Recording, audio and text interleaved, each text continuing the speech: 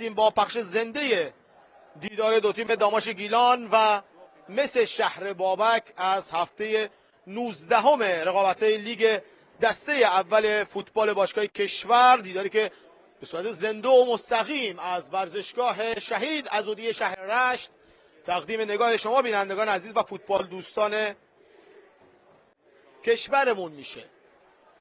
در تیم داماش گیلان سعید ابراهیم پور درون دروازه ایستاده، کنعان طاهر نژاد، محمد سجاد قلیبیگی، علی خدایی، میلاد روئین، امیر محمد سیمانپور، محمد رستمی، سید محمد میری، میعاد یزدانی، آرمان لطف خدا و رامین به زمین مسابقه فرستاده. مدیر تیم هم آقای شهرام حمیدی است و مدیر رسانه هم سجاد حقدادی. اما در تیم مقابل یعنی مثل شهر بابک، محمد رضا قویدل دروازه‌بان تیم شهر بابک هست، حمید ملکی، محسن آقایی، امین رضایی، علیرضا ولیزاده، میلاد شعبانلو، محمد رضا رؤوفی، عرفان نوابیفر، پوریا غلامی، محمد مهدی عسکری و محمد حسین باسری. 11 بازیکنی هستند که محمود فکری به زمین مسابقه فرستاده. مدیر تیمشون هم محمد علی شعبانزاده است. داور وسط این دیدار محمد حسین یحیی‌زاده، کمک داور اولش هم احمد توسی است، کمک داور هم دارش کیومرسی و داور چهارم هم محمد مهدی است. تا دقایق دیگر با سوت آقای یحیی‌زاده این بازی آغاز خواهد شد. ناظر این دیدار هم محمد حسین کاظمیان هست، ناظر داوری هم آقای صادق نوری، ناظر استان گیلان هم آقای حمید باسیس و مدیر رسانه هم علیرضا وهابی. منتظر هستیم تا سوت آغاز این دیدار بزنه داور این دیدار، تا در این هوای خوب که هوای آفتابی رو شاید یک بازی خوب از هر دو تیم باشیم. بازی به صدا در میاد.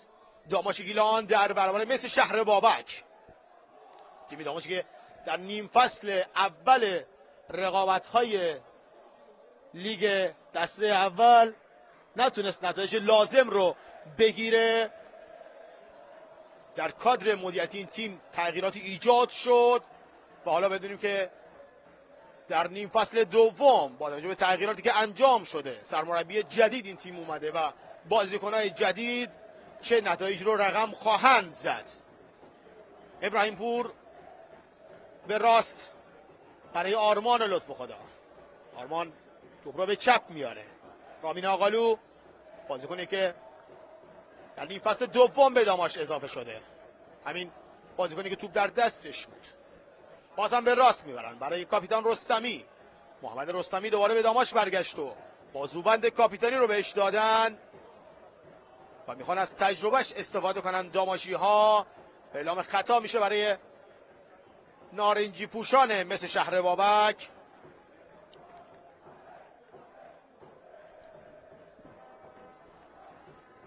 آواز کننده بازی محمد رضا قویدل خواهد بود. این هم تماشاگرای خونگرم تیم داماش که در همه جا همراه تیم هستند و تیم محبوب خودشون داماش گیلان رو تشویق میکنند. این محمد رضا مهدوی است. کمک اول علی نظر محمدی، توپ در اختیار بازیکن تیم مثل شهر بابک. یه لحظه حمید ملکی، خطا روی بازیکن داماش اعلام نشد.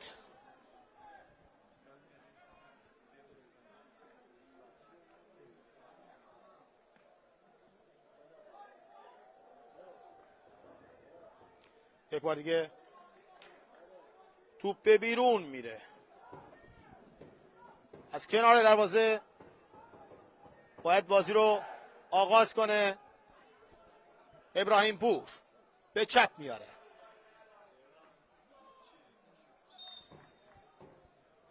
رامین آقالو میخواد ازش که داور توپ رو در دست بگیره و مشکل توپ رو بررسی کنم. مثل این که باد لازم رو نداره توپ و داور میخواد از بازیکن داماش توپ بعدی رو بیارن. این کار انجام میشه.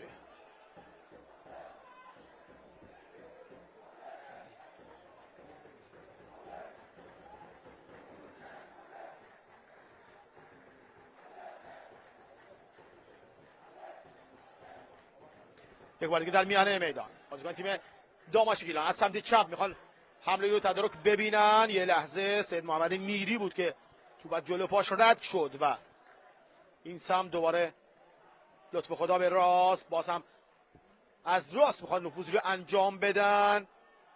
میلاد روئین، خود روئین صاحب توپ هست، رو به عقب برای رستمی. میانه میدان رامین آقالو، رامین بلند به سمت راست، جایی که حالا یه لحظه گرفتن بازیکن داماش توپ رو اما موفق نبودن که به خوبی توپ رو نگه دارن و توپی که بیرون میره به نفع تیم داماش گیلان. پرتاب برای لاجوردی پوشان داماش، توپی که حالا فرستاده میشه و به کرنر میزنن بازیکنان مثل شهر بابک. تیم مثل شهر بابک هم تیم پرقدرتیه، تیم خوبیه و تا اینجای کار هم تونسته خودی نشون بده در رقابت‌های لیگ دسته اول. 4 دقیقه و 30 ثانیه از بازی رو پشت سر گذاشتیم و اولین کرنر برای داماشی ها کوتاه کار میکنه. میاد با این توپ، باز هم فرصت برای داماش و توپی که با برخورد به بازیکنان تیم مس به بیرون رفت. موقع خوبی بود برای تیم داماش که به گل تبدیل نشد. با فاصله توپ به بیرون رفت. قویدل بازی رو آغاز میکنه از سمت راست زمین خودشون، باز هم به زمین داماش.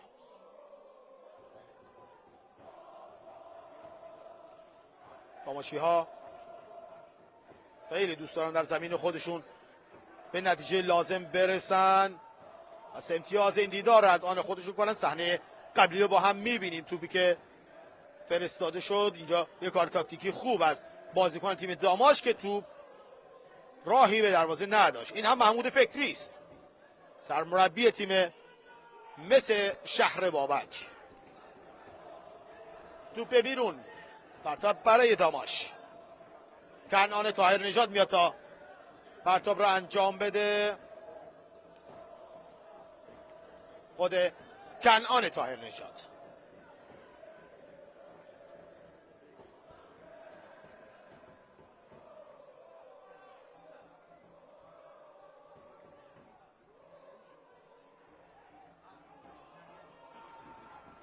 یک بار دیگه در میانه میدان بازیکن تیم داماش میلاد روئین صاحب توپ هست. خود روئین باز هم به راست اشتباه پاس میده و بازیکن تیم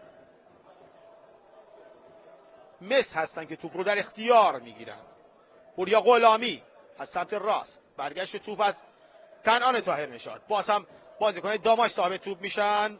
سجاد قلیبیگی برای امیر محمد سیمانپوری که خوب توپ رو میفرسته و توپی که باز هم به بیرون میره. موقعیت خوبی که باز هم برای داماش از بین رفت.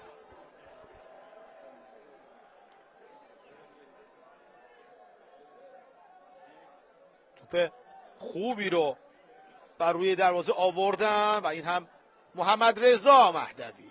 7مین دقیقه از این دیدار.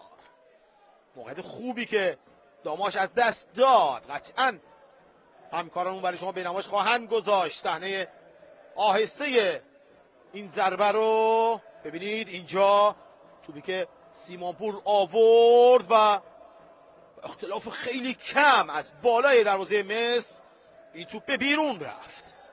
کماکان 0-0 دو تیم مساوی هستند در ورزشگاه شهید عضدی شهر رشت، ورزشگاهی که چمنش خیلی خوب شده با توجه به تلاش هایی که انجام شد. در رأسش مدیر کل اداره ورزش و جوانان و همچنین هیئت فوتبال بالاخره ورزشگاه عضدی رو آماده کردن برای میزبانی تیم های رشتی. دو تیم داماش گیلان و سپیدرود رشت تو این ورزشگاه میتونن بازی های خانگی خودشون رو انجام بدن.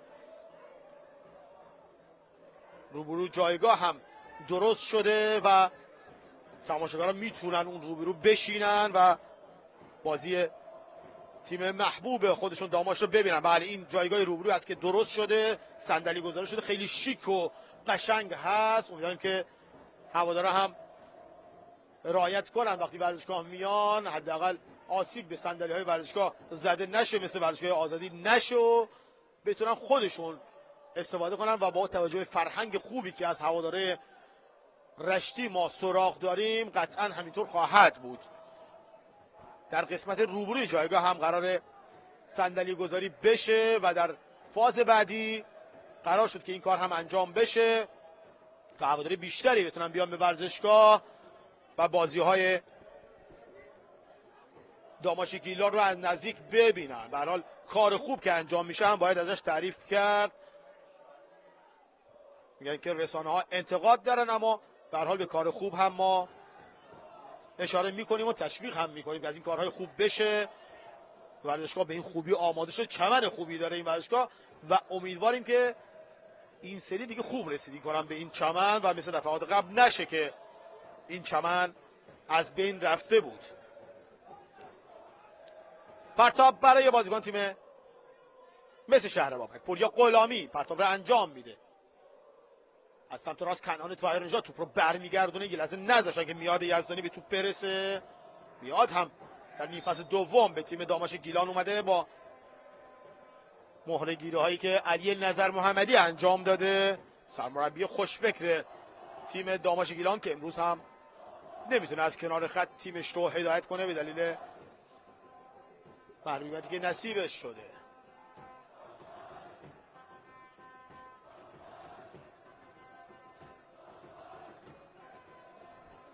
یک بار دیگه بازیکن تیم داماش صاحب توپ، سجاد قلی بگیر رو به عقب.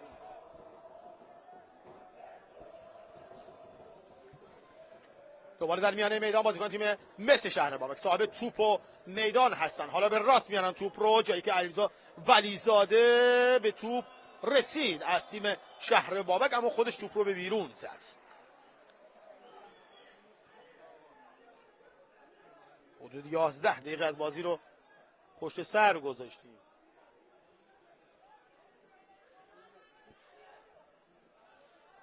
صفر صفر دو تیم مساوی هستند.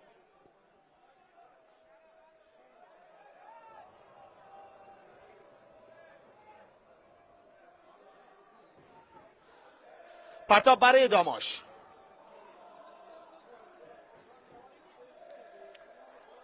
یک بار دیگه توپ به بیرون رفت. پوریا غلامی میاد تا دوباره پرتاب رو انجام بده برای مس شهر بابک.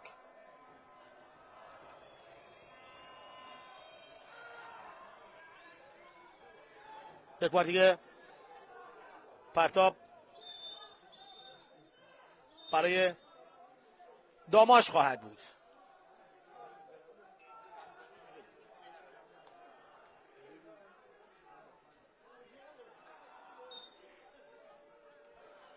پرتاب برای داماش و کنعان طاهرنژاد.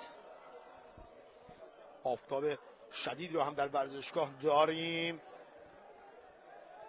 که قطعاً این هوا و این زمین برای داماش مناسب هست. یک بار دیگه بازیکن تیم مس شهر بابک به میانه های زمین و این سمت که بازیکن داماش توپ رو برمیگردونن. علی خدایی بود که توپ رو برگشت داد، حالا میاد یزدانی صاحب توپ میشه، خود میاد سمت چپ کنعان هم میبینه، میفرسته برای کنعان طاهرنژاد. خود کنعان پا به توپ جلو میره، کنعان طاهرنژاد میرفت که یه بازیکن پیشو برداره اما توپشو زدن و حالا توپ رو میاد و بیرون میزنه و پرتاب برای شهر بابک.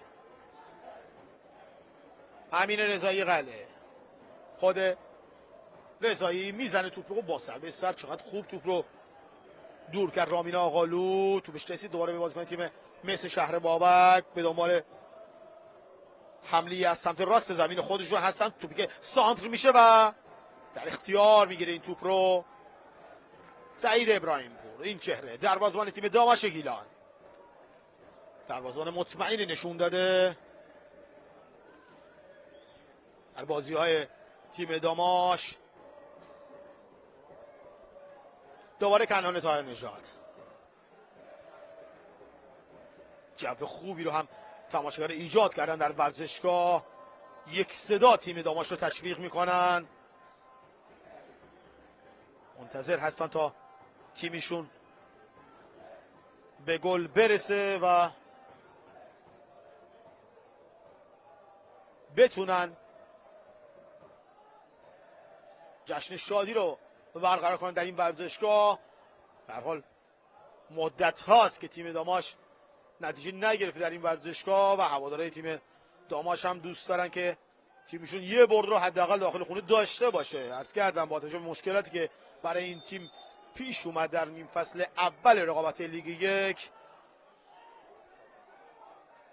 نتونستن نتیجه لازم رو بگیرن. یک کارت زرد رو محمد مهدی عسکری دریافت میکنه از داور این دیدار آقای محمد حسین یحیی زاده بابت خطایی که انجام شد و کارت زردی که دریافت کرد. رستمی صحبت میکنه با داور. این هم محمود فکری است که داره اعتراض میکنه به داور چهارم این دیدار.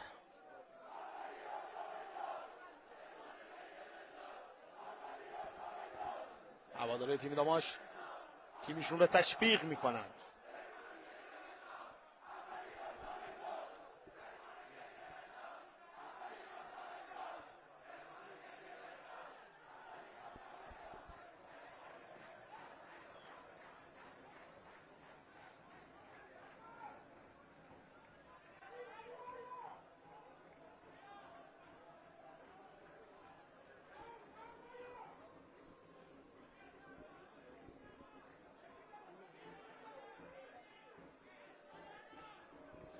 هم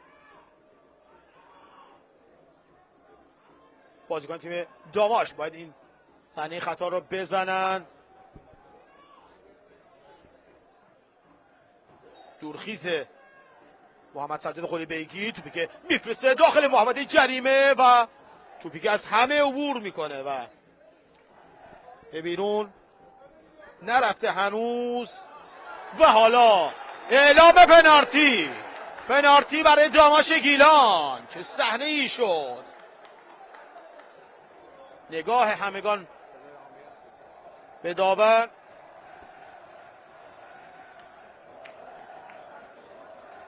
اعلام پنالتی شد در 16مین دقیقه از این دیدار. هجوم میارن به سمت داور چهارم. صحنه رو خواهید دید قطعاً چه اتفاقی رخ داد و خطایی که اعلام شد و هوادارهای تیم که اینگونه خوشحال هستند. ببینید توپی که اینجا اومد و زد دروازه‌بان تیم شهر بابک بازیکن تیم داماش رو و اعلام پنالتی شد. همه حالا هجوم آوردن سمت داور. یک بار دیگه صحنه رو خواهش کنم از همکارم که ببینیم با هم. بله اینجا زد داور به خوبی نقطه پنالتی رو نشون داد. ببینید این صحنه رو.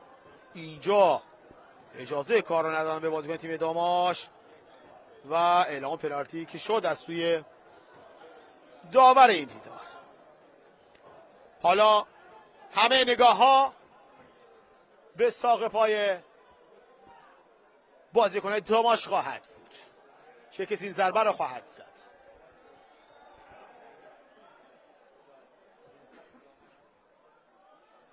محمد رستمی توپ رو برداشته و ببینیم که خودشون توپ خواهد زد یا که خیر. توپ رو به میری میده و سید محمد میری. حالا داور میاد در کنار زمین، صحبتی مورد داور چهارم قطعا به محمود فکری کارت زرد رو نشون خواهد داد یا یکی از دستیارانش که اعتراض داشتن. بله، به یکی از دستیارانش کارت زرد داد. حالا باید منتظر باشیم تا بله همین مربی تیم داماش که مربی تیم مثل شهربابک که کارت زرد رو دریافت کرد. حالا همگان منتظر ضربه پنالتی هستند. محمد میری این دروازه‌بان تیم مثل شهر بابک هست که روی زمین نشسته.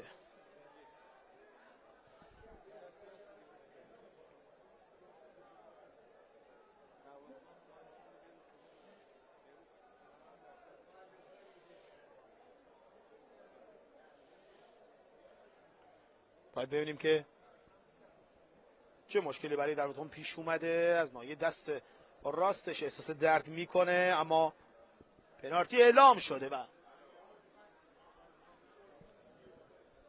دیگه بر نخواهد گشت تصمیم داور.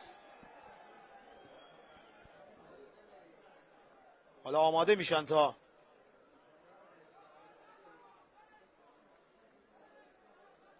این ضربه رو بزنن. باید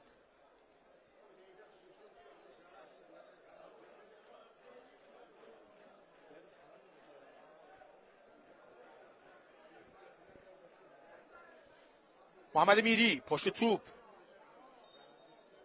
خود میری، محمد میری نگاه به دروازه و میگیره محمد رضا قویدل این توپ رو و شادی رو به هوادارهای تیمش و کادر فنیشون هدیه میده. چقدر خوب زد این توپ رو محمد میری، اما چقدر بهتر گرفت این توپ رو دروازه‌بان تیم مثل شهر بابک. ببینید اینجا توپ رو زد و با دست چپش توپ رو برگردوند. به هر حال تماشاگران نتونستن تو این بازی به گل برسن. ببینید اینجا ضربه زده شد و برگشت توپ از بازیکنان تیم مثل شهر بابک.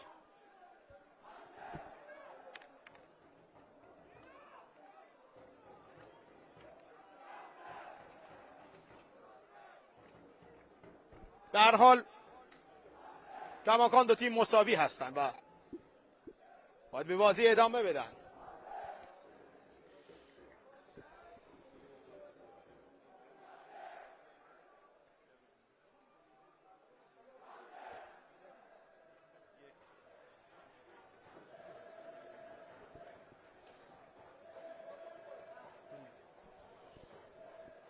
کماکان مداوا داره بر روی دروازه‌بان تیم مثل شهر بابک انجام میشه.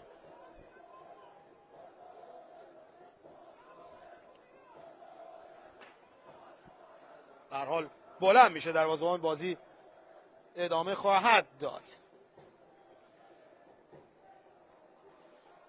0-0 مساوی. 21 دقیقه از این دیدار رو پشت سر گذاشتیم. میاد یزدانی، میاد در کنار زمین صحبت میکنه با محمد رضا مهدوی.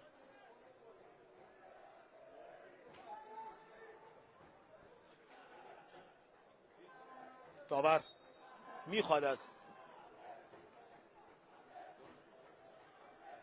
بازیکنان هر دو تیم که بازی شروع بشه. حالا یک بار دیگه کورنر رو میزنن بازیکن تیم داماش و توپ به بیرون میره.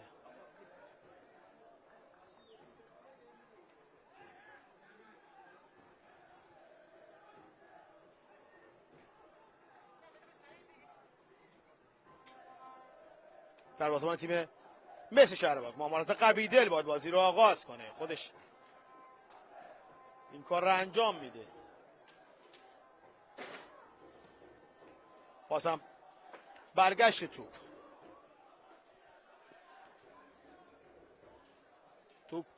هنوز به بیرون نرفته.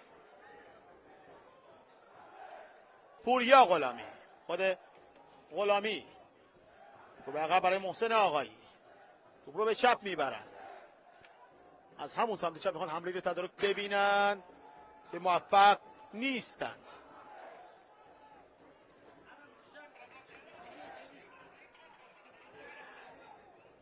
حالا از سمت راست بازیکن‌های تیم مسش از کنار دروازه داماشی‌ها به بیرون رفت. باید بیشتر دقت کنن و بیشتر تلاش کنن داماشی‌ها این دیدار و برای زدن گل. هر دو تیم فرصت زیادی را دارن. هنوز 4 دقیقه از این بازی رو پشت سر گذاشتیم. نباید داماشی‌ها اینقدر به خاطر گلی که نزدن خودشون رو سرنزنش کنن. به هر حال پنالتی به دست اومد برای تیم داماش، اما نتونستن به خوبی استفاده کنن. موقعیتی که میتونست برای داماش خوب باشه اما نتونستن به خوبی استفاده کنن و هنوز موفق به گلزنی نشدن. برمیگردیم به بازی. بازیکن تیم داماش صاحب توپ کنعان طاهر نژاد،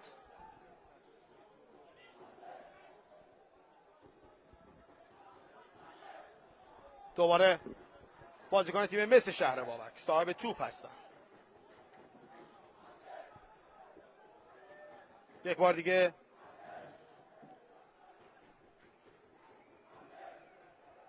بازیکن تیم مس شهر بابک توپ رو به عقب میارن به سمت دفاع خودشون. باز هم در خط دفاعی صاحب توپ به چپ میبرن توپ رو. از همون سمت صاحب توپ بازیکن داماش میشن. حالا توپ به بیرون رفته و پرتاب برای داماش.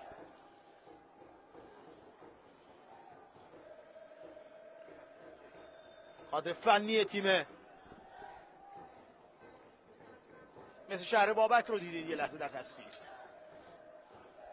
این هم محمد رضا مهدوی مربی تیم داماش با توپی که باز هم به بیرون میره.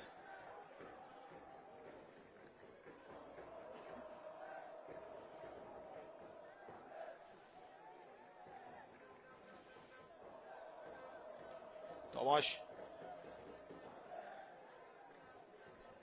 خیلی تلاش کرد تا خودش از بحران بخواد نجات بده. به هر حال آقای فرامرز یوسف نژاد به تیم داماش اومد، این تیم رو تحویل گرفت و با شعار داماش پایتخت استعدادهای فوتبال ایران کار خودش رو آغاز کرده.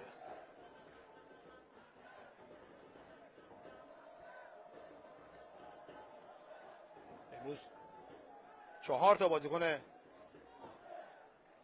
تغییر تحول در باشگاه پرطرفدار داماش. ایشون گفتم تمام تلاششون رو میکنن تا تیم داماش رو از این وضعیت و از این مشکلاتی که داره نجات بده.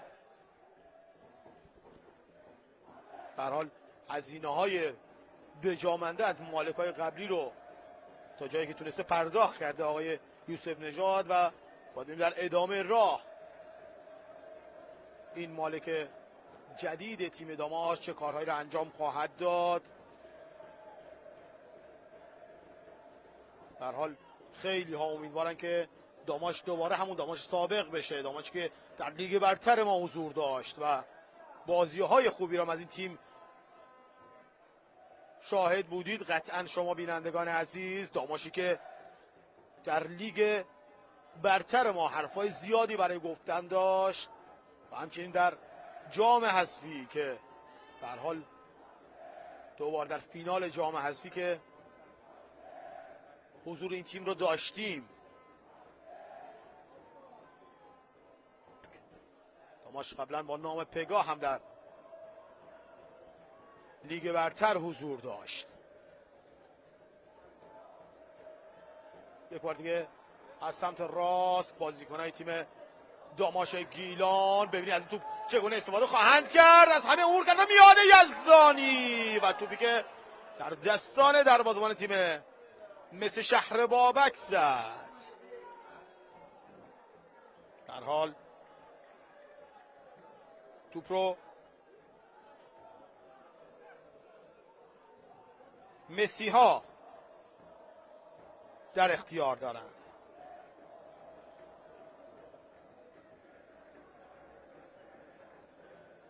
البته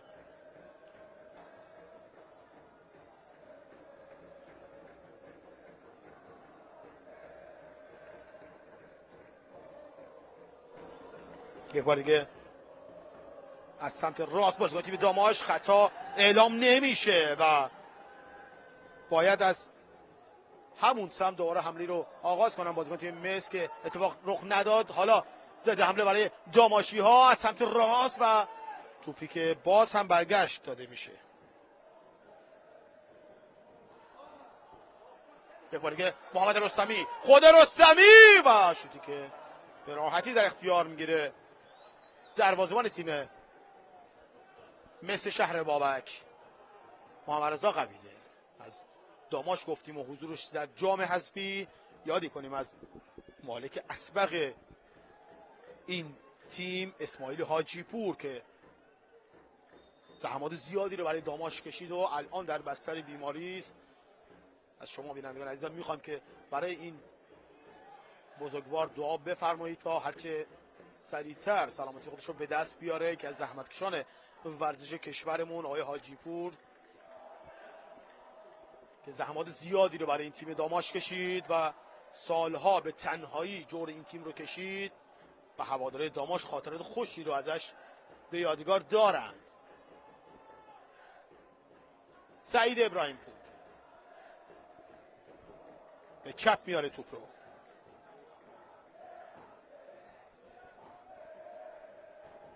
رامین آقالو دوباره به میانه های میدان.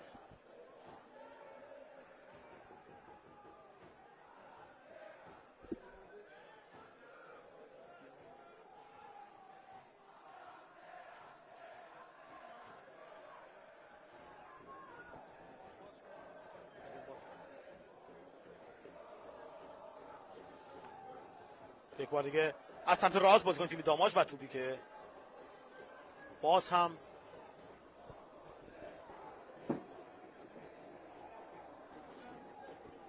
راهی به دروازه تیم مس نداشت. توپ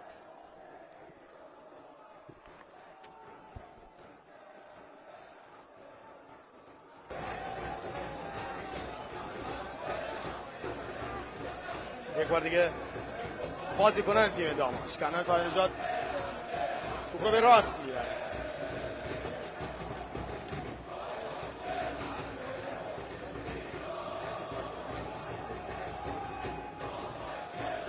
رامین آقالو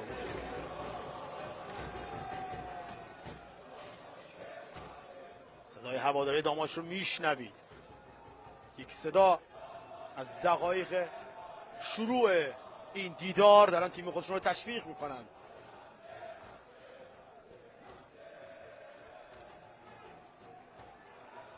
یک بار دیگه محمد رستمی، خود رستمی به چپ میاره توپ رو.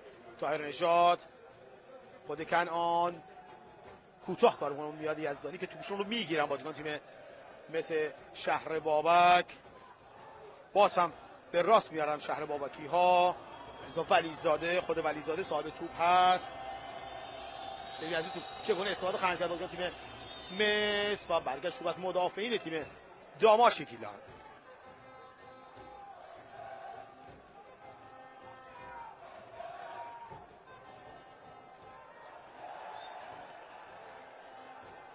توپ به بیرون میره. 33 دقیقه از این بازی رو پشت سر گذاشتیم. 0-0 دو تیم مساوی هستن. ضربه خطایی که پیش اومده برای تیم داماش.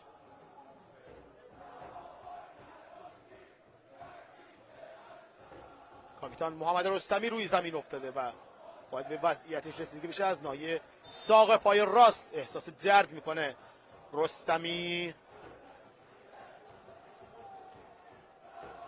میگه که زدنش و خیلی بد اومدن رو پاش. به هر حال باید بیشتر دقت کنن بازیکن‌های دو تیم. در همین دیدار داماش یه ضربه پنالتی رو به دست آورد که از دست داد. یک بار دیگه میخوام از همکارمون که اون صحنه رو به نمایش بذارن. اینجا صحنه پنالتی رو میبینید که میری توپ رو از دست داد و کماکان 0-0 بازی دنبال میشه. 35مین دقیقه از این دیدار.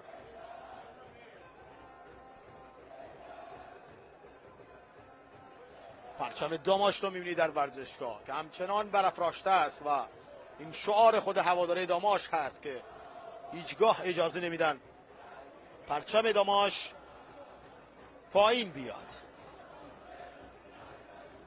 این هم هواداره خونگرم داماش که در جایگاه روبرو نشستن، جایگاهی که تازه آماده شده برای هوادارهای خونگرم رشتی.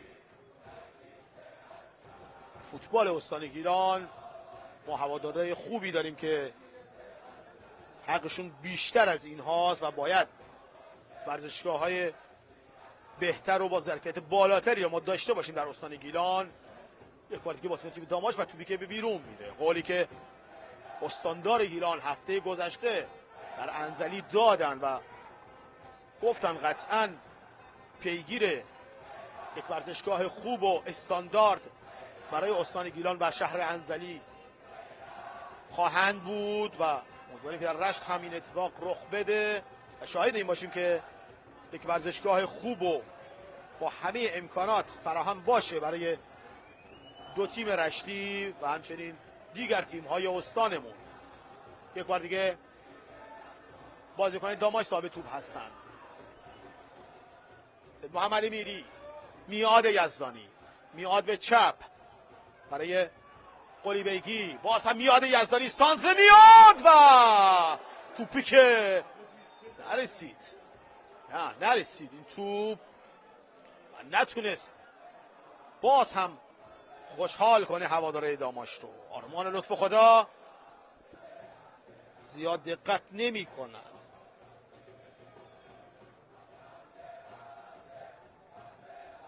فرستاد و نرسیدن به توپ. میاد یزدانی خیلی خوب سانت کرد اما به توپ نرسیدن بازیکن‌های تیم داماش گیلان.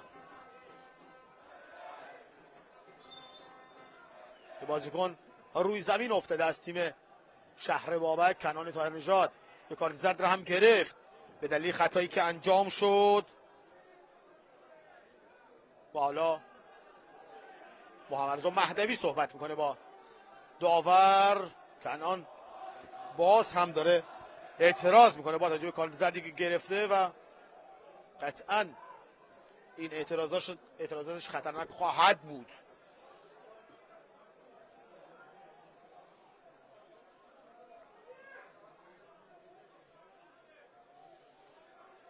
باز هم باید منتظر باشیم ببینیم که بازی برخواهد گشت. پوریا غلامی یا که خیر بلند میشه و بازی میتونه ادامه بده. پوریا اینو هم بگم خدمت شما که در لیگ دسته اول فوتبال کشورمون تیم داماش درسته که با 17 امتیاز در رده 15 جدول هست، اما همین تیم مثل شهر بابک با 26 امتیاز در رده 7 ایستاده و قطعا تیم خوبی بوده که داماش تونسته حالا در مقابلش این گونه خوب بازی کنه. 6 بازی دیگه هم همزمان با این دیدار در شهرهای مختلف داره برگزار میشه که همه بازی ها تا اینجای کار 0-0 مساوی است. فقط یه بازی زودتر شروع شد و پیکان و پالایشی نفت بنارس که اون تیم هم بازیشون دو تیم 0-0 مساوی است و یه بازی هم از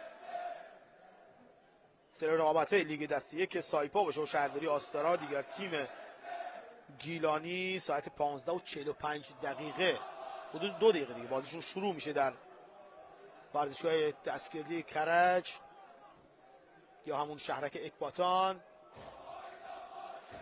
باید ببینیم که دیگر نماینده استان گیلان وضعیت چی خواهد بود. اون تیم هم در حال دچار تغییر تحول شده و مالک هم تغییر پیدا کرده. قاسم دهنوی به تیم اومد، هنوز نتونسته نتیجه لازم رو با شهرداری آستارا بگیره قاسم دهنوی. حالا خیلی امیدوار هستن که بتونن اون تیم هم موفق باشه، اما شرطش خیلی سخته. ته جدول 18 تیمی رقابت لیگ دست اول حضور داره. جای علی نظر محمدی در کنار زمین واقعا خالیه. اگه بود الان جنب جوشش رو هوادارا میدیدن.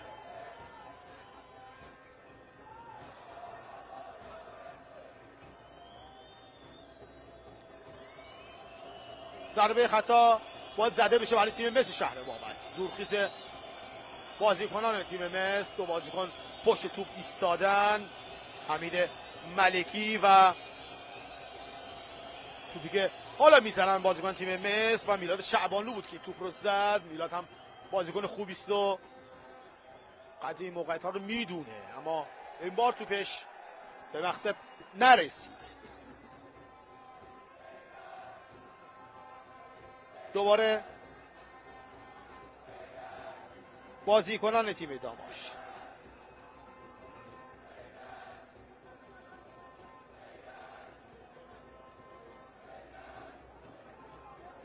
یک بار دیگه داماشی ها. کنعان طاهر نژاد رو به عقب.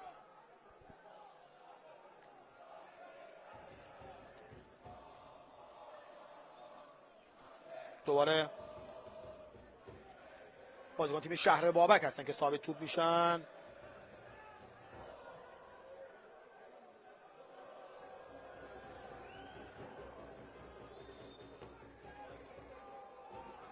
یک بار دیگه توپ به بیرون میده.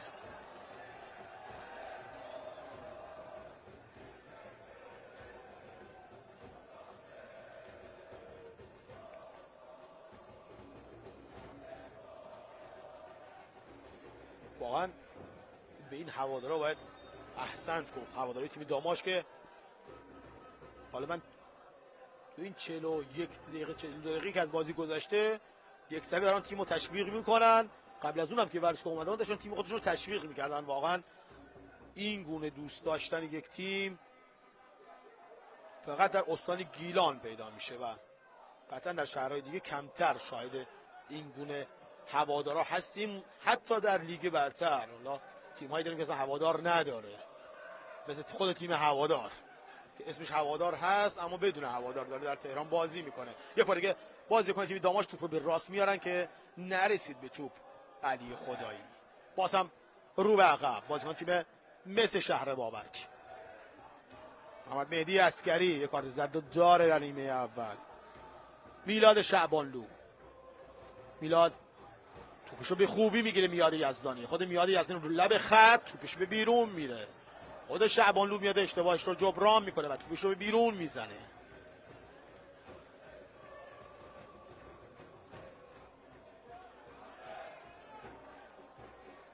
پرتاب برای داماش و کنعان طاهر نژاد. خود طاهر نژاد توپ رو پرتاب خواهد کرد، این کار رو انجام میده.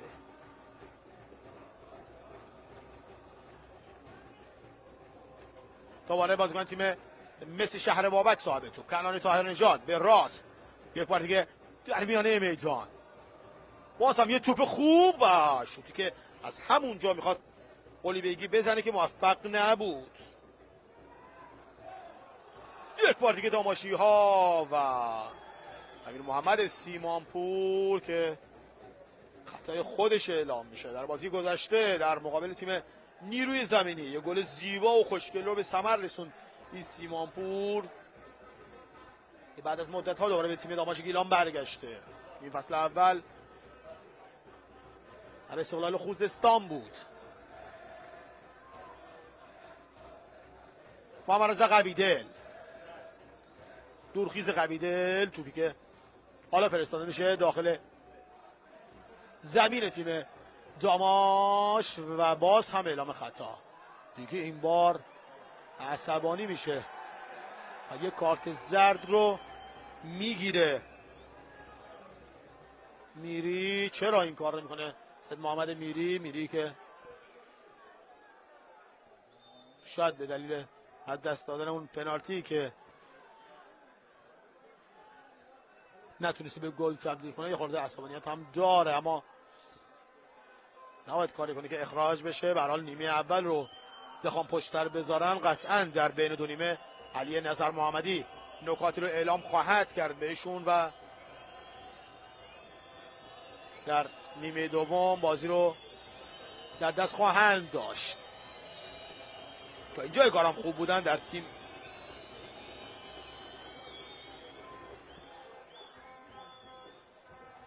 به هر حال در مقابل تیم هفتم جدول واقعا دارن خوب کار میکنن داماشی ها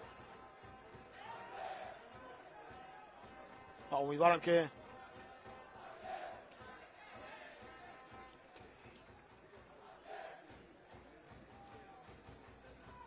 سه دقیقه وقت طلب شده برای نیمه اول هم حالا در نظر گرفته میشه.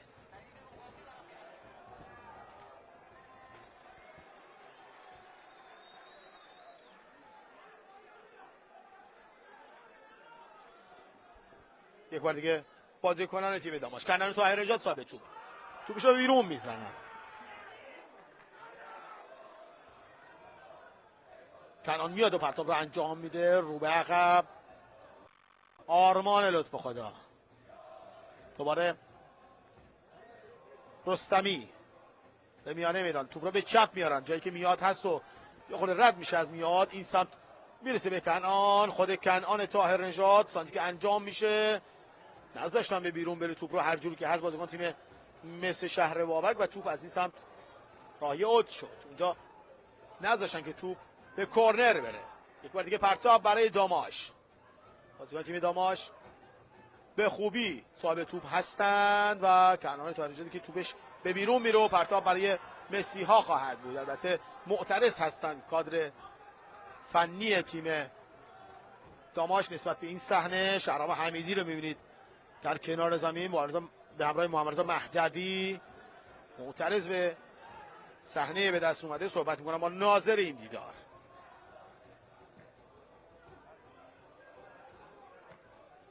یک بار دیگه توپ رو برمیگردونن، باز هم داماشی ها.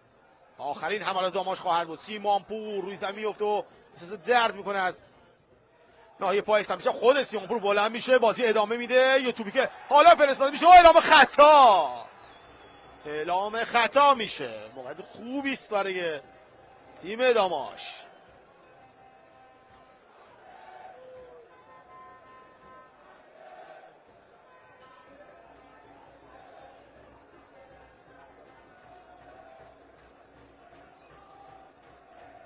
چلو هفتمین دقیقه از این دیدار.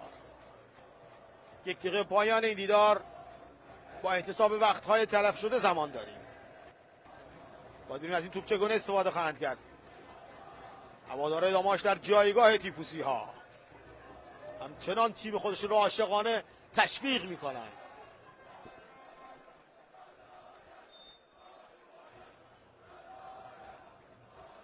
میخواد از بازیکن تیم مس کمی عقب‌تر بیان.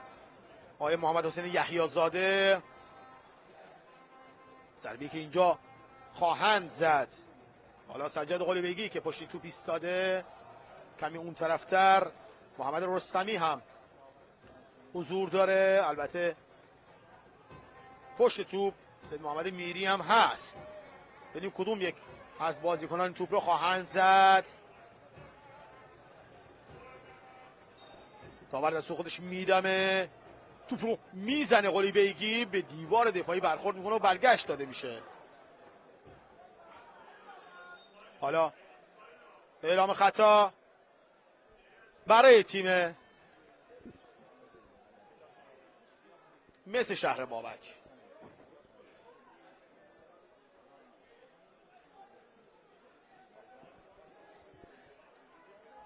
دروازه‌بان تیم مثل شهر بابک آغازگر بازی خواهد بود. محمد رضا قویدل،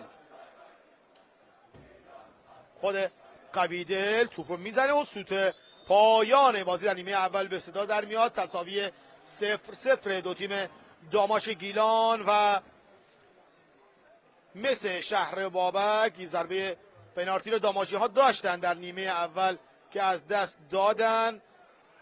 ضربه پنالتی رو خواهیم دید و من در نیمه اول با شما خداحافظی میکنم. انشاءالله با آغاز نیمه دوم در خدمت شما بینندگان عزیز خواهیم بود.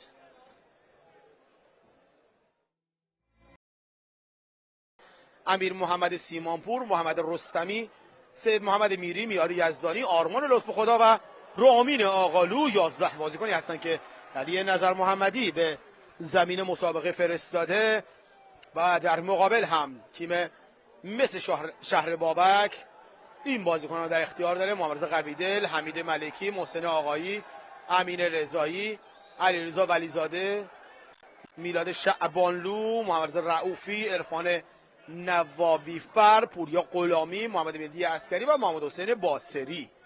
سرمربی تیم هم محمود فکری است و در مقابل علی نظر محمدی سرمربی تیم داماش.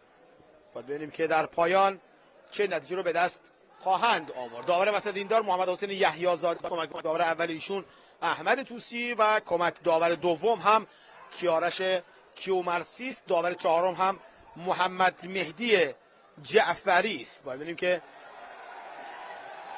در این نیمه با حضور هوادارای خونگرم تیم داماش چه نتیجه‌ای برای دو تیم به دست خواهد اومد. به هر حال دو تیمی که در نیمه اول به تساوی 1-1 رسیدن.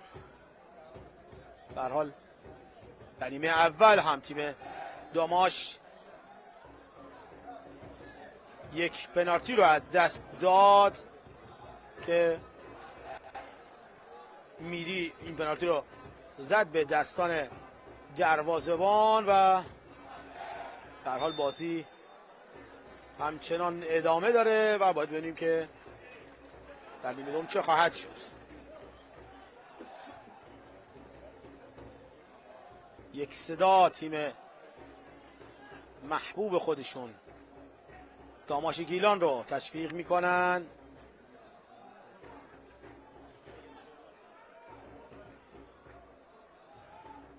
یک بار دیگه بازیکنان تیم داماش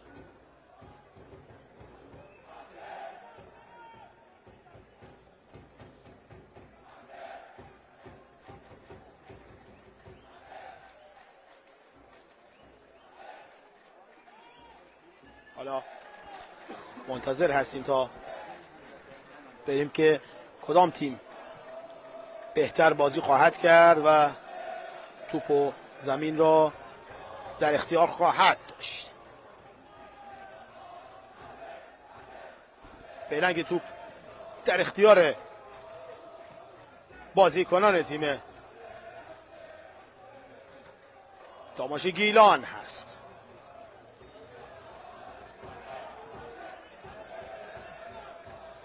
در میانه راه یه لحظه دوباره داماشی‌ها توپ رو گرفتن.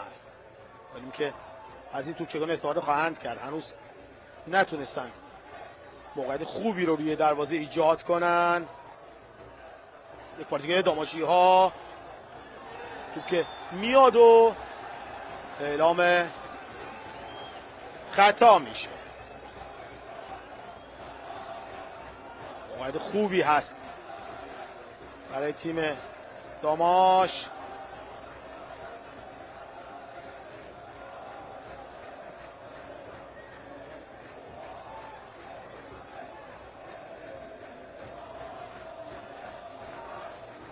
دروازه‌بان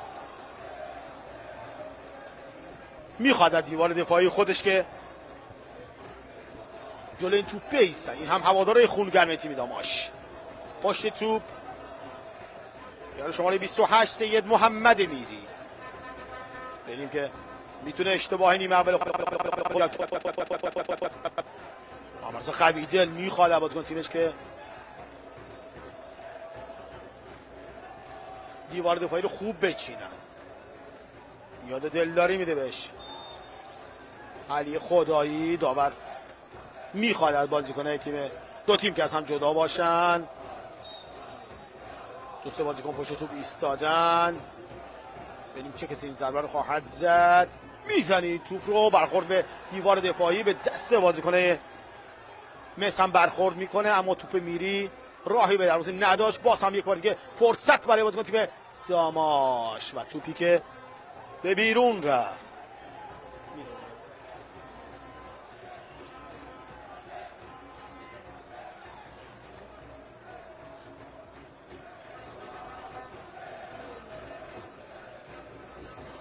سف سف مساوی تا دقیقه 50 این بازی داره دنبال میشه.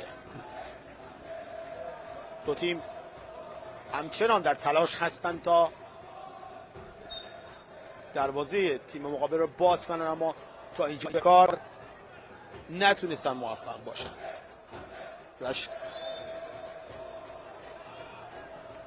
زمین تیم داماش گیلان ورزشگاه شهید عضدی هست و باید در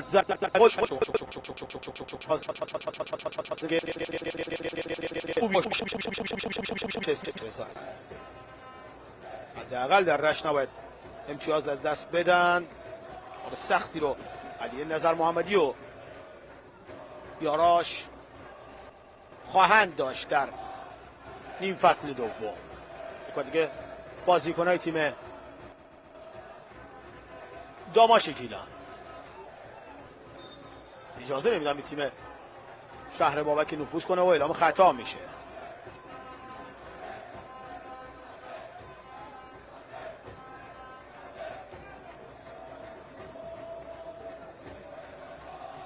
محمود فکری در کنار زمین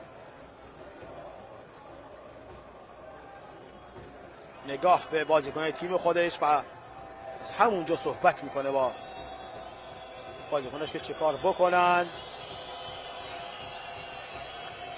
روی سکوها هم علی نظر محمدی آرام و قرار نداره. به خورده دور است دید دوربین‌های ما. توپی که بالا فرستاده میشه، برگشت توپ و قلی بیگی که به خوبی این توپ رو حالا برمیگردونه. باید داشته باشیم تصاویر رو در کنار زمین. البته دوربین ما خیلی دوره در جایگاهی که علی نظر محمدی حضور داره. یک بار دیگه بازیکن‌های تیم مس شهر بابک، حالا جاماشی ها، و اعلام خطا برای بازیکن تیم مس شهر بابک اعلام میشه. توپی که باید بزنن بازیکن تیم داماش گیلان. هم چهره مالک باشگاه داماش آقای یوسف نژاد هست که به تیم داماش گیلان اومده و برنامه‌های خاصی رو برای تیم داماش داره و باید ببینیم که چقدر به واقعیت خواهد پیوست. آرزوهایی که برای این تیم داره، کارهای بزرگی رو در سر داره و گفته که اومدم تا به تیم داماش کمک کنم. به هر حال تا اینجای کار تونسته برای بدیهای باشگاه رو پرداخت کنه. فرامرز یوسف نژاد، شعارشون هم داماش پایتخت استعدادهای فوتبال ایران هست. میخواد روی پایه ها بیشتر کار کنه. به همین دلیل که 4 بازیکن جوان رو در اختیار گرفتن برای نیم فصل دوم با نظر کادر فنی علی نظر محمدی و اعتقاد دارن که برای سالهای بعد باید هرچی دارن از باشگاه خودشون باشه و بتونن موفقیت‌های خوبی رو با تیم داماش کسب کنن. یک بار دیگه بازیکن تیم مس شهر بابک، توپی که میاد داخل محوطه جریمه، فرصت هست برای نارنجی پوشان و برمیگردونن توپ رو بازیکنان تیم داماش.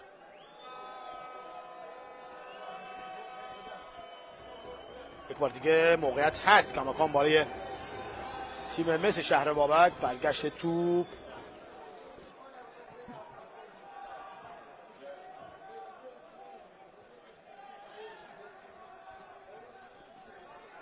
یک بار دیگه مسی ها در زمین خودشون. محسن آقایی صاحب توپ هست به میانه میدان.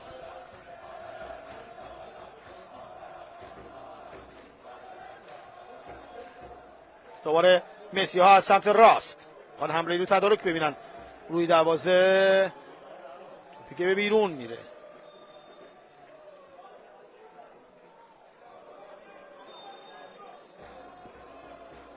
یک بار دیگه داور صحبت میکنه با بازیکن تیم داماش، حتی با کمک خودش هم صحبتی رو انجام میده. میاد بالا سر بازیکن تیم داماش که روی زمین افتاده. سعید ابراهیم پور احساس درد میکنه.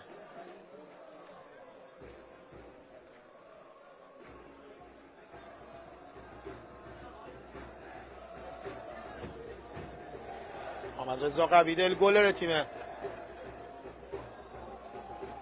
مس شهر بابک تا اینجا ناجی تیمش بوده. یه پنالتی رو گرفته، دوستو موقعی داماش رو هم از اونا گرفته.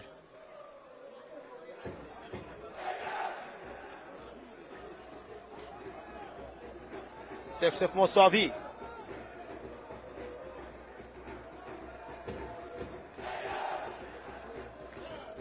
محمد قویدل که اصالت گیلانی داره، در ملوان و بندرانزلی و فولاد یزد و باشگاه استقلال خوزستان هم بازی میکرد.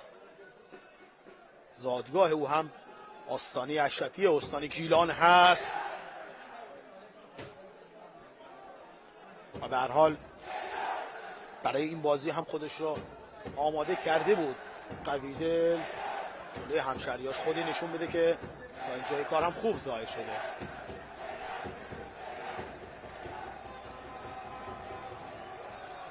یه زمانی هم یادم چوکای تالش هم بود. محمد قویدل به هر حال اونجا هم بازی میکرد. یک بار دیگه یک سانت از بازیکن تیم داماش. ببینید از توپ چگونه استفاده خواهند کرد. رستمی رو به عقب برای کنعان طاهر نژاد. خود کنعان با سری بالا توپو میفرسته، میاد یزدانی، میاد رو به عقب. دوباره رستمی، باز هم کنعان طاهر نژاد. سانتی که حالا انجام میشه از چپ به راست و مدافعین تیم مس شهر بابک. یه شوت زیبا و سرکش توی دروازه. گل برای داماش گیلان. چه کسی توپ رو گل زد؟ محمد میری اولین گل رو حالا برای داماش میزنه. داماش 1 مس شهر بابک 0. حالا میاد و اشتباه خودش رو جبران میکنه سید محمد میری. چقدر خوشحال هست، قطعا خوشحال ترین فرد ورزشگاه خود محمد میریه. محمد میری که پنالتی رو گل نکرد و اینجا یه گل زیبا و تماشایی رو به ثمر رسوند. چقدر خوبن این بازیکن‌ها و چقدر هماهنگ بودن، چه گل خوبی رو به ثمر رسوندن. کمتر کسی فکر میکرد که این توپ رو از اونجا بخوان شوت بزنن و این چهره زننده گل اول برای داماش. ببینیم توپی که برگشت دادن، سرزر توپ رو زد و توی دروازه. کاری هم از قویدل بر نمی اومد، هرچند توپ جلوش به زمین خورد و خیلی کار رو سخت کرد برای این دروازه‌بان. اما داماشی ها بالاخره گل زدن تو این ورزشگاه. ببینیم خالی از لطف نیست که یک بار دیگه این گل رو ببینیم. توپی که فرستاده شد اینجا، سرزرب توپ زمین خورد و پله کرد و وارد دروازه تیم مس شهر بابک شد در 59مین دقیقه از این دیدار. داماش 1 مس شهر بابک 0. گل زیبایی که هواداره تیم داماش رو به وجه میاره و شعار نه اینتر نه میلان، فقط داماش گیلان رو سر میدن تو ورزشگاه. شعار زیبایی که هواداره داماش خیلی بهش علاقه مندن. یک بار دیگه شهر بابکی ها حالا سمت راست میخوان حمله تدارک ببینن که موفق نیستن. باز هم در میانه میدان امین رضایی یه سانت از سمت راست از جلوی دروازه توپ رو بیرون میکشه میلاد روئین. باز هم مسی ها صاحب توپ هستن.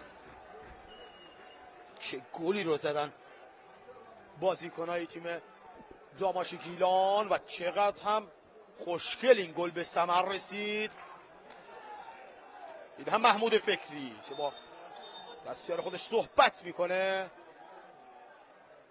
کاش علی نظر محمدی را موسم میتونستیم داشته باشیم.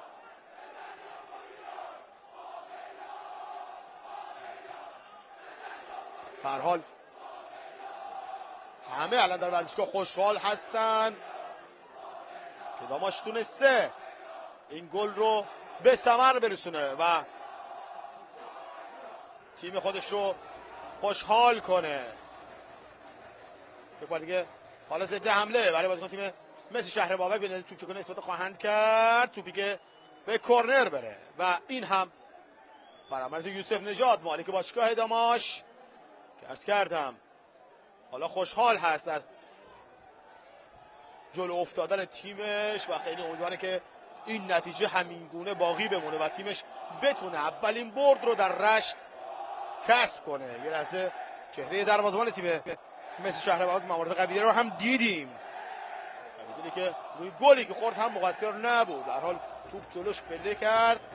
باید بگیم که خیلی خوب توپ رو زد میری. سید محمد میری تیمش رو پیش میندازه و اشتباه نیمه اول خودش رو جبران میکنه. از همه مهمتر هوادار داماش رو خوشحال میکنه. هواداری که عرض کردم در نیمه اول خدمت شما که از دقایق اول این دیدار اومدن و تیم خودشون رو دارن تشویق کنن. یک بار دیگه به سمت چپ کنعان طاهر نژاد، خود کنعان رو به عقب میاد یزدانی، حالا میخواد جناح بازی رو عوض کنن، رو به عقب میبرن، با احتیاط کار رو دنبال میکنن. عاقلانش هم همینه. دوباره محمد سجاد قلیبیکی آقالو به میانه میدان یه تعویض رو حالا شهر باباکی ها میخوان انجام بدن. محمود فکری میخواد عوض کنه تاکتیک تیمی خودش رو. مهدی محمدی قراره به زمین بازی بیاد. یه در تصویر دیدم که هافک رو میخواد اضافه کنه به تیم خودش. اسماعیل شریفات هم دیدید در تصویر شما بینندگان عزیز. دوباره داماشی ها ضربه سر سیمان پور، حالا از میان مدافعان میخواد عبور کنه که اعلام خطا میشه. خطا بر روی بازیکنای تیم داماشگیلان و یار شماره 2 حمید ملکی که این خطا رو انجام داد. احساس درد میکنه از ناحیه شکم خودش. علی خدایی بلند میشه و بازی ادامه خواهد داد. یک کارت زرد رو گرفت حمید ملکی. داور میگه با سوت من باید بازی آغاز بشه.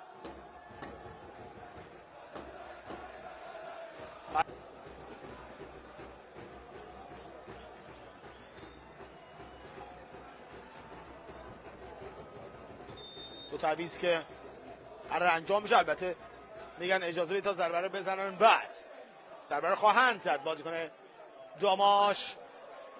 دوباره محمدی میری اونجا حضور داره و میاد یزدانی. ببینیم چه کسی این ضربه رو خواهد زد. قبیله رو ببینید و این هم ضربه‌ای که بازیکن داماش خواهند زد. یاد یزدانی خود میاد و توپی که هنوز به بیرون نرفته. سیمانپور، خود سیمانپور رو به عقب. محمد سجاد قلیبیکی، خود سجاد رو به عقب میفرسته توپ رو. باز هم توپ رو به خط دفاعی خودشون میارن. میلاد روئین برای سعید ابراهیم پور. دیگه اونقدر هم نباید تیم رو عقب ببرن. حالا به سمت چپ میارن. چه داماش متحول شدی رو داریم میبینیم. واقعا نیم فصل اول هر بازی که ما اومدیم جز هرس خوردن اینجا هوادارا کار دیگه انجام ندادن. یک بار دیگه از سمت راست، البته اینو هم بگم نباید از زحمات آقای نعیمی پور و همکاراش غافل بشیم، واقعا تلاش کردن اما هرچه در چنته داشتن گذاشتن، اما به هر حال مشکلات خیلی زیاد بود که حالا مالکان جدید اومدن یه خورده فائق اومدن به بسیاری از مشکلات، حداقل تونستن پنجره نقل و انتقالات این تیم رو باز کنن، بازیکن جدید بگیرن و دمشون گرم که دارن برای این تیم خدمت میکنن و این هوادارا رو خوشحال میکنن. هواداری که چه تو ورزشگاه حضور دارن و چه اونایی که تو ورزشگاه نتونستن بیان و از خونه هاشون از شبکه تلویزیونی باران دارن این بازی رو میبینن. جوانهای خوشفکر و فوتبال دو است. رشتی ها خوب درک میکنن که من چی میگم. به هر حال هوادارایی که تیم خودشون هستند. عرفان نوابی فر بیرون میاد و اسماعیل شریفات به زمین بازی میاد. همچنین امیر علی دادی به زمین بازی اومد و محمد سر گذاشتیم. داماش یک. خیلی از هوادارا تازه به جمع ما اضافه شده باشن، از همکارمون بخوام که اون گل داماش رو یک بار دیگه پخش کنن تا ببینیم که چه کار کردن با توپی که اینجا فرستاده شد و میری با این شلیک خوشگلش دروازه رو باز کرد. داماش یک، مثل شهر بابک صفر. گل خوبی رو به ثمر رسوندن و خیلی امیدوار هستن که تا آخر بتونن این نتیجه رو همینجوری حفظ کنن و اولین برد خودشون رو در رشت جشن بگیرن. داماشی ها. مامرزا مهدوی صحبت میکنه با بازیکن تیم خودش.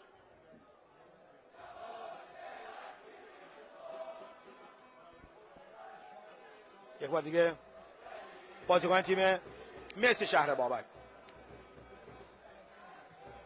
یه شوت از همونجا میزنن که اختلاف خیلی زیاد از بالای دروازه این دروازه‌بان به بیرون میره.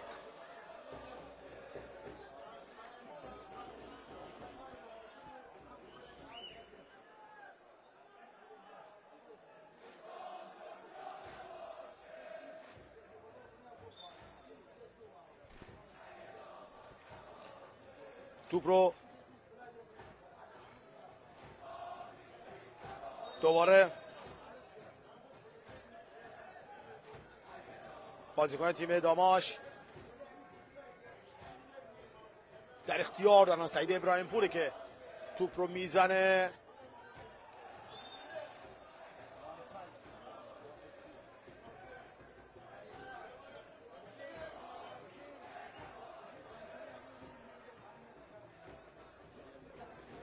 یک بار دیگه خطا اعلام میشه.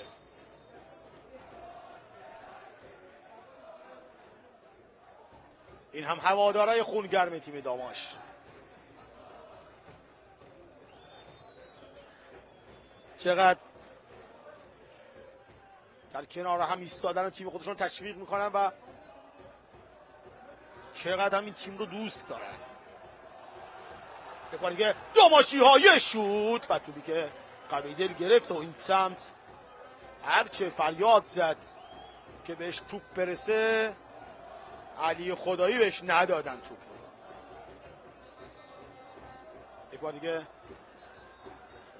در میانه میدان دوباره بازیکن تیم داماش محمد سجاد قلیبیگی قلیبیگی رو به عقب و توپشون میگیرن بازیکن تیم مس شهر بابک. دوباره قلیبیگی، حالا ضد حمله برای تیم مس شهر بابک. یه لحظه میرفت که امیر علی دادی توپ رو برداره، خود علی دادی توپ رو و توپ آرام آرام به بیرون. این چهره امیر علی دادی است. نیمکت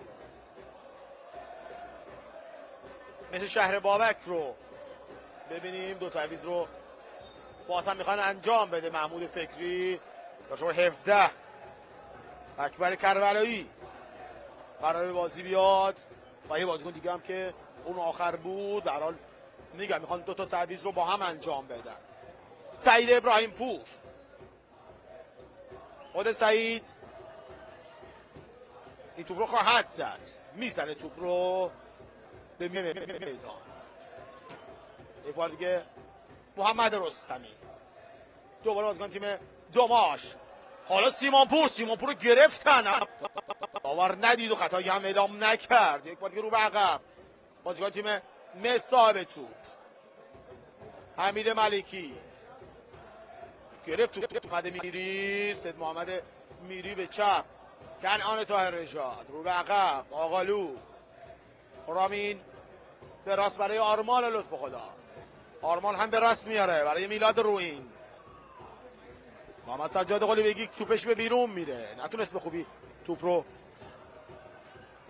نگه داره.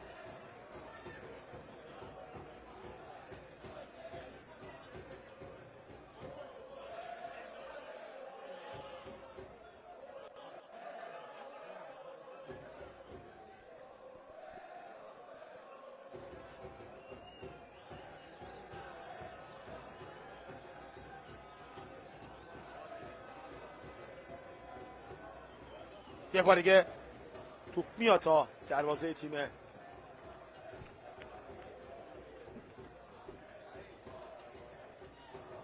داماش گیلان و توپ رو در اختیار میگیره.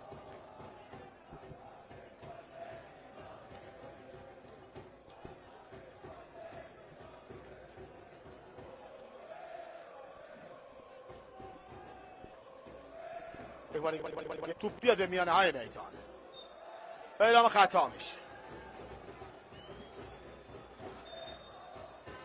دو تعویض برای تیم مس شهر بابک. 9 وارد بازی میشه محمد مهدی باقری و 10 خارج میشه علیزا ولیزاده. حالا 17 با 6 امین رضایی قلعه بیرون میاد. اگر شماره 17 عرض کردم اکبر کربلایی هست وارد بازی میشه، یاد دست میده بازیکن تیم خودش امین رضایی قلعه. و حالا ببینیم داماش از این توپ چه کنه. خود سیمان پور میاد، یزدانی نرسید به توپو، از دست دادن توپ رو. یک بار دیگه بلند به چپ میبرن توپ رو،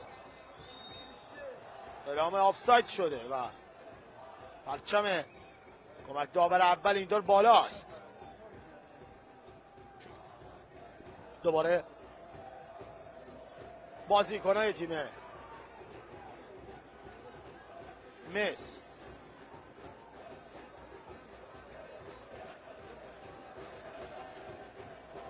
میاد یزدانی، حالا از سمت چپ میاد به رستمی توپ رو میسپره، باز هم از سمت چپ کنار تو انجا به رستمی، خود رستمی رو به عقب. حالا محمد سجاد قلیبگی، خود قلیبگی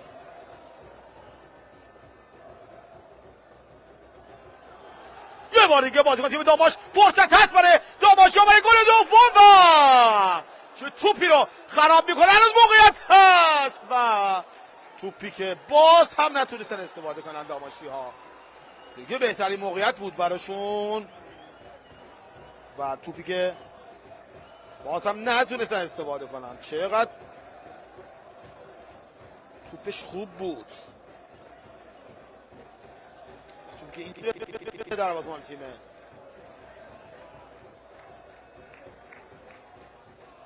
داماش گیلان. یک بار دیگه صحنه رو ببینید چه اتفاقی رخ داد. توپی که اینجا زدن داماشی ها، هرچه زدن به در بسته خورد. ببینید اینجا مدافعین به خوبی دفاع کرد و عقب این هم رستمی که توپش به بیرون نرفت و دروازه‌بان گرفت. حالا این سمت فرصت مثل شهر بابک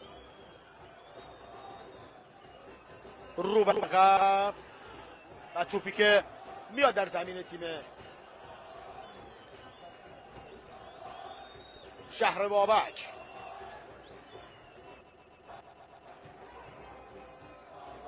چهار تا تعویض رو انجام دادن شهر بابکی ها.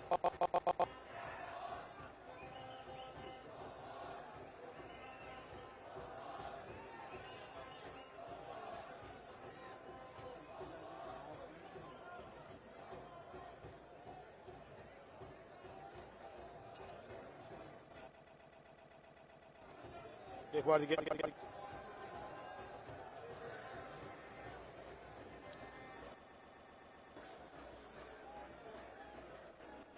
بازیکن تیم داماش یکیشون روی زمین افتاده. تعویض رو حالا علی نظر محمدی میخواد انجام بده. محمد خردمند که در تصویر میبینید قراره به زمین مسابقه بیاد.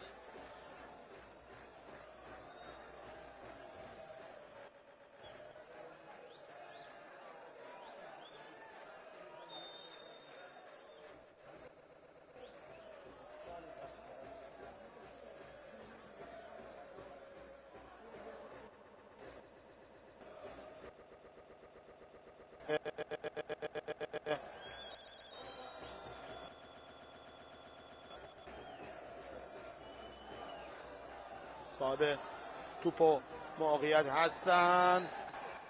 اعلام خطا باز هم داماشی ها. برگشت توپ و توپی که به بیرون میره.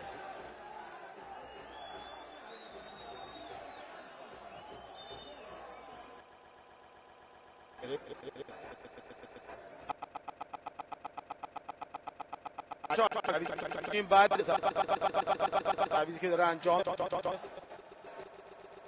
یاد و 59 محمد خردمند وارد بازی خواهد شد. امیرحسین محمدی مرا و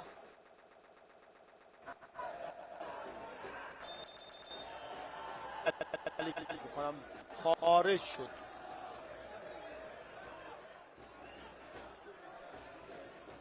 من از همکاران میخوام از پشت شیشم شده اشکال نداره علی نظر محمدی رو نشون بدن تا ما تصویرش رو ببینیم.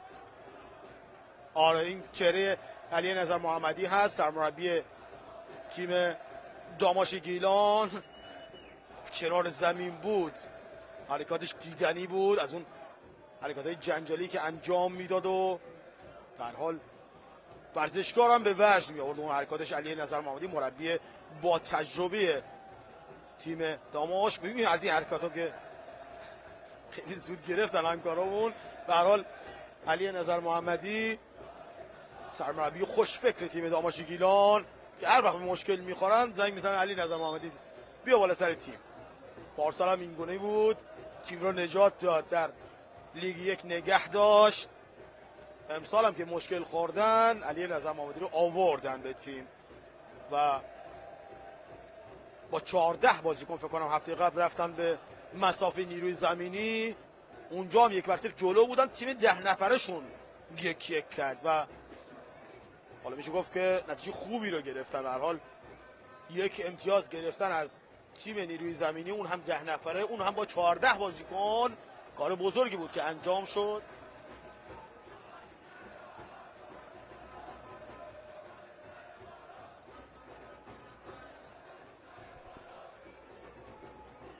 هشتادمین دقیقه از این دیدار.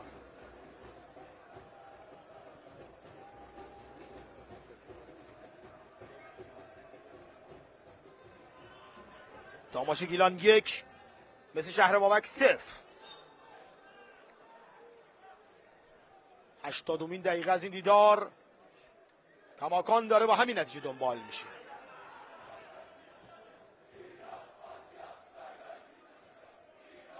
یک بار دیگه بازیکن تیم مثل شهر بابک توپ رو برمیگردونه.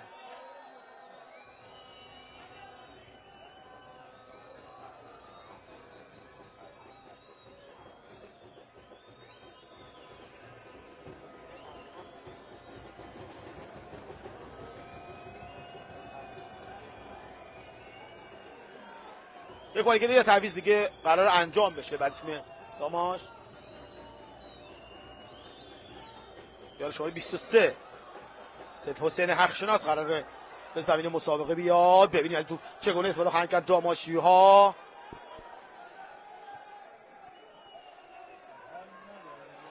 یک بار دیگه در زمین تیم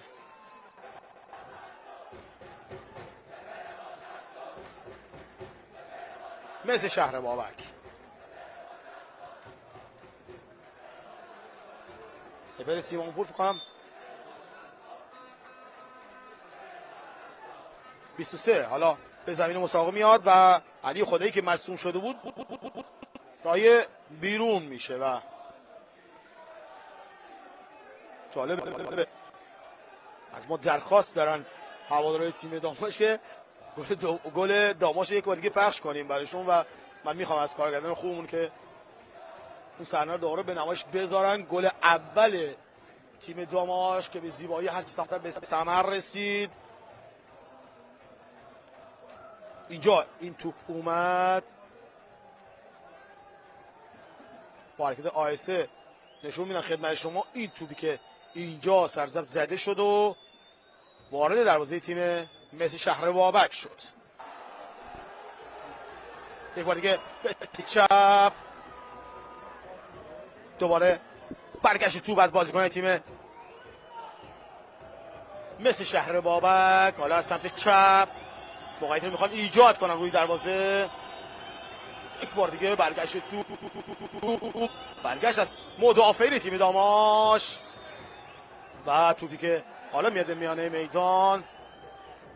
هر لحظه ما نور خورشید رو داریم تو ورزشگاه. بعد از مدتی این نور خورشید میره و پشت ابرها پنهان میشه و یه خورده این تصاویر ما هم تاثیر گذاشته رو نور دوربینه هامون.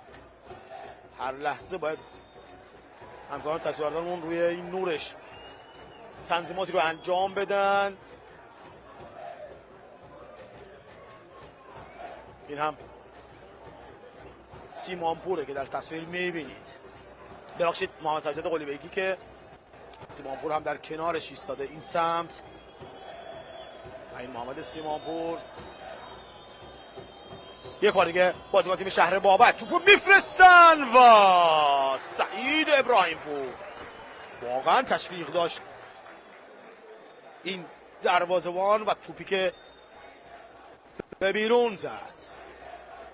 حالا هواداری تیم داماش دارن تشویقش میکنن. البته مصدوم شد و روی زمین افتاد.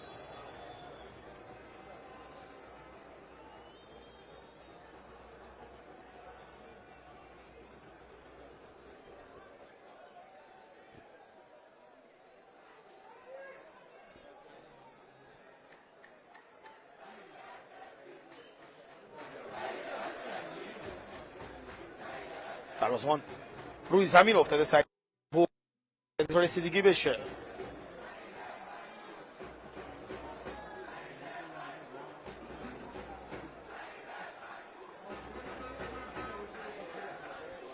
هنوز سعید ابراهیم روی زمین افتاده. کادر پزشکی بالا سرش هستن تا به وضعیتش رسیدگی کنن و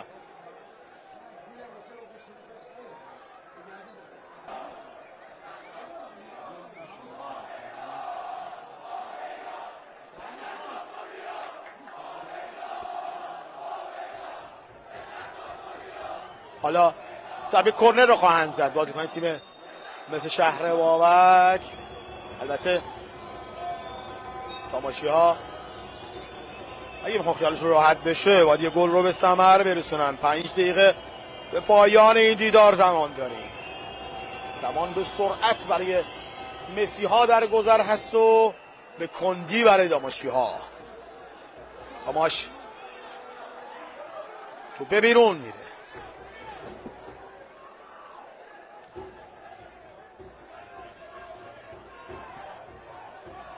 یه تعویض رو علی نظر محمدی میخواد انجام بده. شهرام حمیدی باش هماهنگ میکنه. رضا شاخص رو میخوام به زمین مسابقه بیارن. بازیکن جوان دیگری که تازه به تیم داماش اومده. تو به بیرون میره.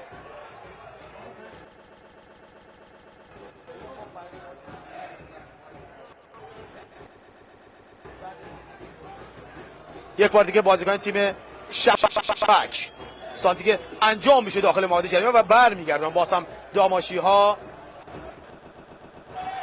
یک بار دیگه زمین میفته و خطایی نیست. یوسف بهزادی هم به زمین مسابقه میاد. یک بار دیگه بازیکن تیم مس ایشون دیگه به راست میبرند از سمت راست. سانتی که انجام میشه، ضربه سر بازیکن تیم داماش و توپی که به بیرون رفت.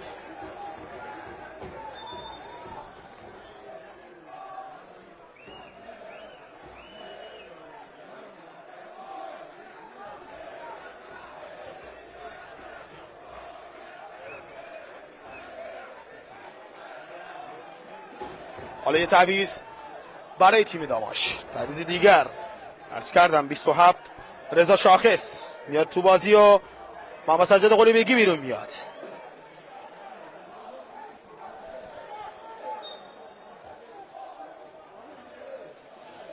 این بازیکن تازه وارد هست.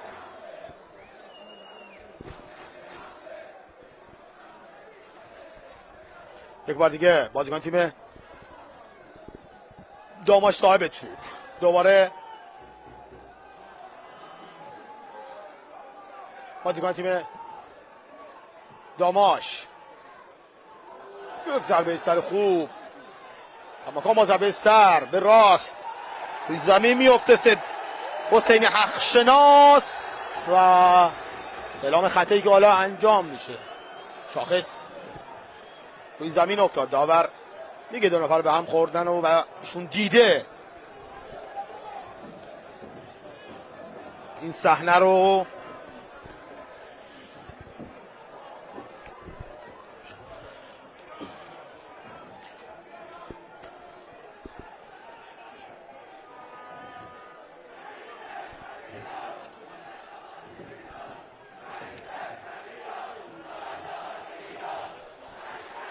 منتظریم تا این توپ رو بزنن بازیکن تیم داماش. اگه این بازی با همین نتیجه به هم برسه قطعا ما یه مصاحبه هم خواهیم داشت انتهای بازی با ضربه‌ای که داماش ها میزنن. ببینیم توپ به کجا خواهد رفت. از سمت چپ همچنان به دنبال توپ هستن بازیکن تیم داماش.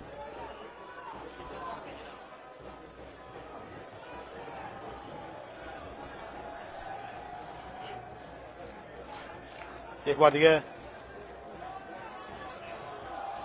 بازیکن تیم داماش صاحب توپ شاخص یه لحظه توپ رو زد و خودش روی زمین افتاد و اعلام خطا نشد. باز هم بازیکن تیم مس شهر بابک.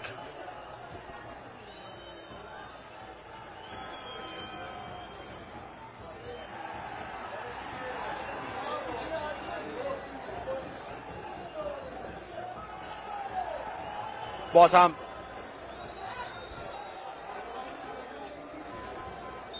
توپ به بیرون رفته. حدود 4-5 دقیقه با وقت اضافه رو بگیره در نیمه دوم.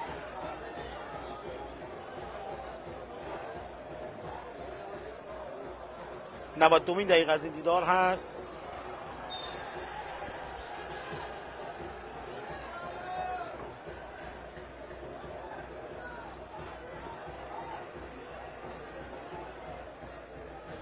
باز هم بازیکن تیم مثل شهر بابک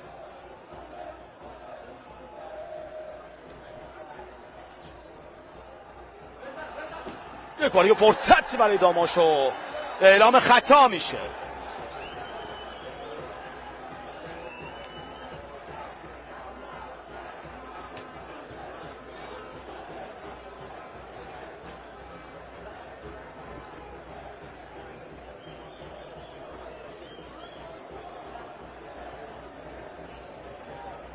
منتظر باشیم تا این ضربه رو بزنن بازیکن‌های تیم داماش. 5 دقیقه وقت تلف شده هم 1 دقیقه‌اش رو پشت سر گذاشتیم. دل تو دل هواداری داماش نیست که این بازی رو ببرن.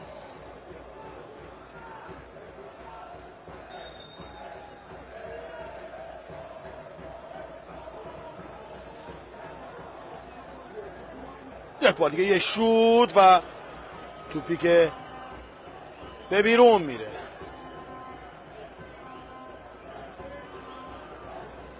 علی نظر محمدی رو میبینید در تصویر. دقایق پایانی بازی، دل تو دل علی نظر محمدی نیست، همچنین هوادار تیم داماش. این بازی دقیقاً ما رو یاد بازی سال گذشته این تیم مقابل تیم سایپا انداخت. همگان دوست داشتن اون بازی رو داماش ببره.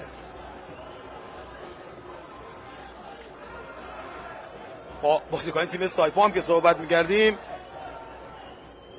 اون روز میگفتن که ما هم فکر می‌کردیم که داماش میبره. هرچند اون بازی مساوی شد و داماش تو لیگ موند. داماش به سومین برد خودش در رقابت لیگ یک خواهد رسید. واقعا تحول رو داریم میبینیم تو باشگاه داماش، از کادر مدیریتی گرفته تا به پایین. بالاخره بعد از مدت‌ها شنیدیم که صاحب یه دفتر و باشگاه شدن، باشگاه واقعی، از این باشگاه واقعی که ثبات داره و میشه رفت مراجعه کرد به اونجا و حالا چه بازیکن‌ها چه هوادارا و بدونن در حال جایگاه تیم داماش کجاست. بعد از مدت‌ها میگم به این نتیجه رسیدن که مالک جدید باشگاه این اقدامات فراهم کرده برای تیم.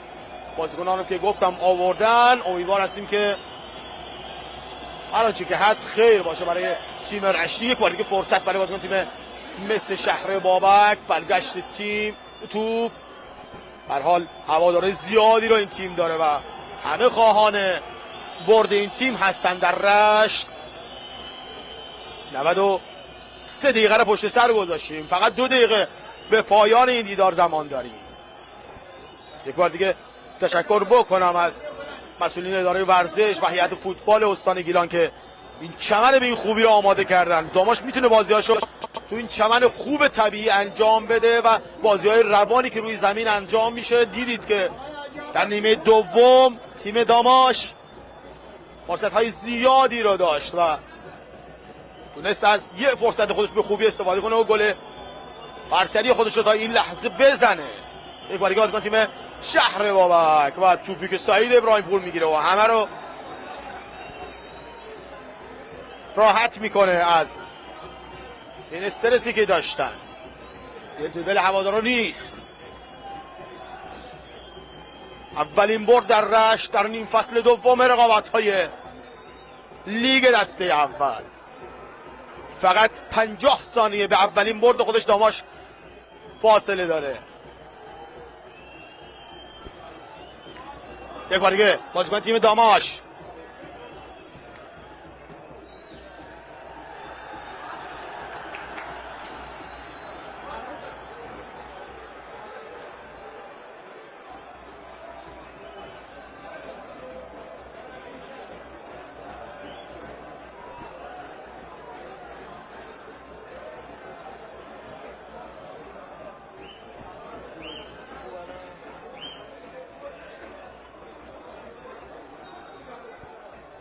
یک بار دیگه بازیکن تیم داماش توپی که حالا به سیمانپور رسیده، خود سیمانپور رو به عقب و توپی که از اون سمت به بیرون رفت. به ساعت ما دیگه 95 دقیقه تمام هست و باید شاهد اولین برد داماش در خانه باشیم. داور میگه هنوز یه پرتاب دیگه برای مثل شهر بابک باقی مونده. و اینجا سوت پایان بازی، برتری تیم داماش گیلان مقابل مثل شهر بابک. تبریک به مردم خوب استان گیلان، شهرستان رشت و طرفدارای تیم داماش بزرگ. در کنار شما همچنان خواهیم بود با مصاحبه‌ای که انجام خواهیم داد با مالک باشگاه داماش گیلان آقای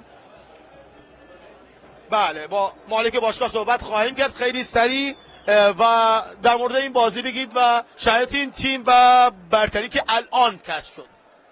سلام عرض میکنم. خدا رو شکر که بچه‌ها بردیم و تبریک میگم به همه هوادارا. عرضم به حضورتون که فعلا خوشحالم. نمیدونم آقای یوسف نژاد بردید بازی رو و به هر حال تیمتون با حضور شما اولین برد خودش هم کسب کرد. زحمت خود بچه‌ها بوده. خدا رو شکر آقای نظر محمدی انتخابای خوبی داشت، مثل آقای محمد میری که حالا یه پنالتی هم خراب کرد ولی خودش جبران کرد و عالی بازی کرد. باز اون گلای RPG خودش رو تکرار کرد فکر کنم. بله به هر حال تبریک میگم به شما، به مردم رشت. خیلی کوتاه در مورد آینده این تیم بگید، برنامه‌ای که دارید. شعار الان داماش پایتخت استعداد ایران میشه. مطمئن باشید اتفاق میفته. همین امروز 3 تا بازیکن قرارداد بستیم زیر 18 سال که جز بهترینای ایرانن که از بازی بعد هم هستن و به خاطر اون 17 تا بازیکنی که فصل داشتیم شرایط بد بود و دیدید که آقای نظر محمدی زیاد دستش باز نبود واسه تعویض. بله خیلی ممنون از شما. امیدواریم که شاهد تغییر تحولات در تیم داماش باشیم. به دلیل وقت کمی که داریم از حضور شما بینندگان خداحافظی می‌کنیم. ممنون از همه همکارانمون در پخش و صدا و سیمای مرکز گیلان.